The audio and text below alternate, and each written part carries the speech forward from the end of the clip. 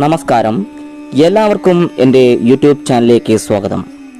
മറ്റുള്ളവരുടെ മനസ്സിലെ കാര്യങ്ങൾ തിരിച്ചറിയാനും ഭാവി പ്രവചിക്കുവാനും നമുക്ക് വരാൻ പോകുന്ന ആപത്തുകളെ മുൻകൂട്ടി കാണുവാൻ കഴിയുന്നതുമായ സ്വപ്നമാതങ്കിനി മന്ത്രമാണ് ഇന്ന് നാം പരിചയപ്പെടുന്നത്.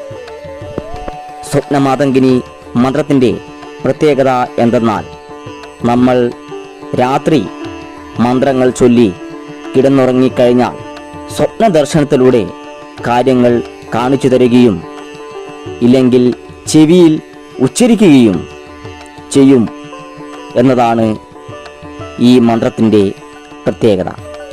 നമ്മൾ ആഗ്രഹിക്കുന്ന കാര്യം നമ്മൾ ഉറങ്ങി എഴുന്നേൽക്കുമ്പോൾ നമ്മെ ധരിപ്പിക്കുമെന്നാണ് ആചാര്യന്മാർ മന്ത്രശാസ്ത്രത്തിൽ പ്രതിപാദിച്ചിട്ടുള്ളത്.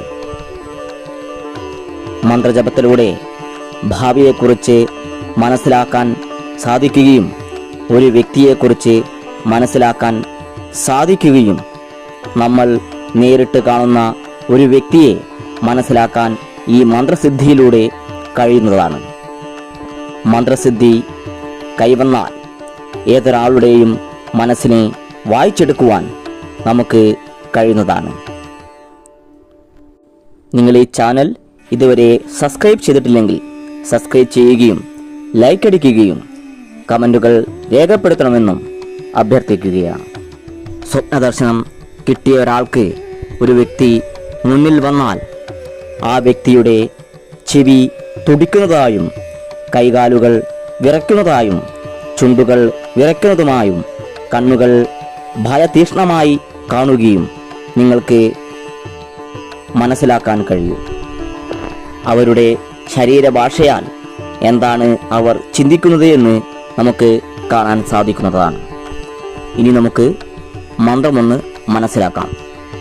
നിങ്ങൾ ഈ കാണുന്ന മന്ത്രമാണ് സ്വപ്നമാതങ്കിനി മന്ത്രം. ഓം നമോ ഭഗവതി സ്വപ്നമാതങ്കിനി സത്യഭാഷിണി സ്വപ്നം ദർശ ദർശ സ്വഹാം.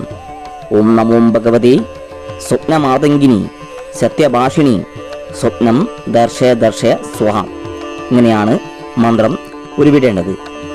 ഈ മന്ത്രം നിത്യവും കിടന്നുറങ്ങുന്നതിന് മുമ്പായി 108 ഉരുവിടേണ്ടതാണ്.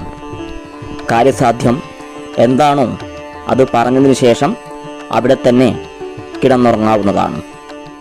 നിങ്ങൾ ആഗ്രഹിച്ച കാര്യം എന്താണോ അത് സ്വപ്നദർശനത്തിലൂടെ ദേവി നിങ്ങൾക്ക് കാട്ടിത്തരുന്നതാണ്. 41 ദിവസം കിടന്നുറങ്ങും മുൻപ് 108 ജപിക്കുക. എന്നാൽ നിങ്ങൾക്ക് കാണുന്ന ആളുകളുടെ മനസ്സിനെ തിരിച്ചറിയുവാനും അവരുടെ മനസ്സിലെ കാര്യങ്ങൾ നിങ്ങൾക്ക് വായിച്ചെടുക്കുവാനും നിങ്ങൾക്ക് സാധിക്കുന്നതാണ്. നിങ്ങൾക്ക് ഇന്നത്തെ വീഡിയോ ഇഷ്ടപ്പെട്ടു എന്ന് കരുതുന്നു. നന്ദി, നമസ്കാരം.